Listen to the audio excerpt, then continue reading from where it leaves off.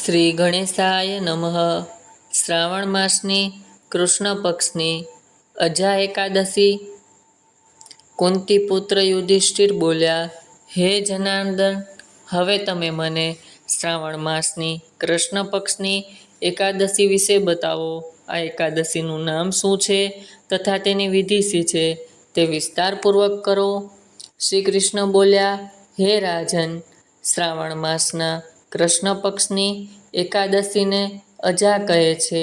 આનું વ્રત કરવાથી સમસ્ત પાપ નષ્ટ થાય છે. જે મનુષ્ય આ દિવસે ભગવાનની ભક્તિપૂર્વક પૂજા કરે છે, વ્રત કરે છે, તેના સમસ્ત પાપ નષ્ટ થઈ જાય છે. આ લોક અને પરલોકમાં સહાયતા કરનારી આ એકાદશી વ્રતના સમાન બીજી કોઈ એકાદશી નથી. પ્રાચીન કાળમાં હરિશ્ચંદ્ર નામનો ચક્રવર્તી રાજા રાજ્ય કરતો હતો. તે અત્યંત વીર, પ્રતાપી તથા સત્યવાદી હતો. તેણે પોતાની સ્ત્રી તથા પુત્રને વેચી દીધા અને સ્વયં એક ચાંડાળનો સેવક બની ગયો. એમણે એક ચાંડાળને ત્યાં સ્મશાનમાં કફન લેવાનું કામ કર્યું, પરંતુ તેમણે આ આપત્તિના સમય પણ સત્ય ન છોડ્યું. જ્યારે આ પ્રકારે રહેતા તેમને ઘણા વર્ષો થઈ ગયા, તો તેમણે આ નીચ કર્મ પર ખૂબ દુઃખ થયું. તે એમાંથી મુક્ત થવાનો ઉપાય શોધવા લાગ્યા. તેઓ સદૈવ ચિંતામાં લાગ્યા રહેતા કે હવે હું શું કરું. ત્યારે એક સમય તેમને ગૌતમ ઋષિ મળ્યા.